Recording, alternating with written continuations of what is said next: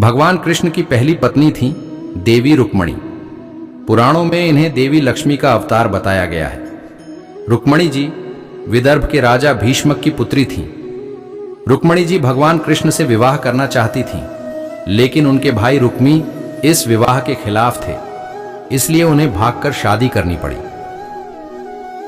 भगवान कृष्ण का दूसरा विवाह जामवंती से हुआ। जामवंत जी की पुत्री थीं। भगवान कृष्ण पर मणि चुराने का आरोप लगा था। इस आरोप को झूठा साबित करने के लिए उन्होंने खुद ही मणि की तलाश शुरू की तो पता चला कि यह पूर्व जन्म के भक्त जामवंत के पास है। जामवंत जी कान्हा को पहचान नहीं पाए, इसलिए श्री कृष्ण से युद्ध किया।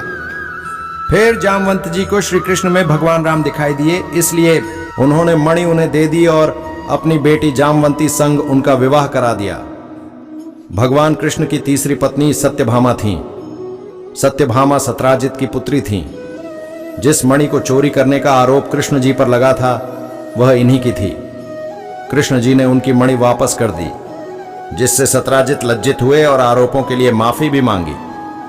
उन्होंने ग्लानि मिटाने के लिए सत्यभामा का विवाह कृष्ण जी से करवा दिया और मणि भी दे दी।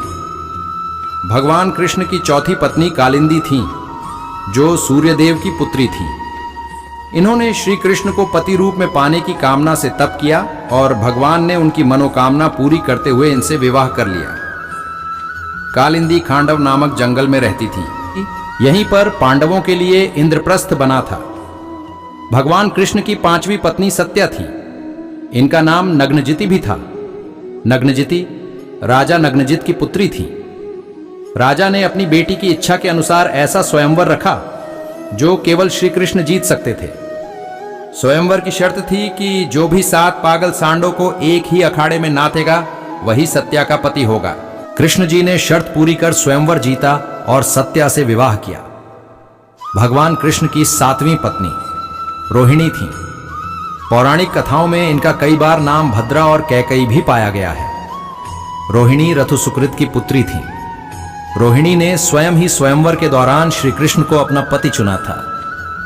भगवान कृष्ण की 8वीं पत्नी लक्ष्मणा थी। वह कैकेय देश की राजकुमारी थी। इन्होंने स्वयं अपने स्वयंवर के दौरान भगवान श्री कृष्ण के गले में वरमाला पहनाकर उन्हें अपना पति चुना था।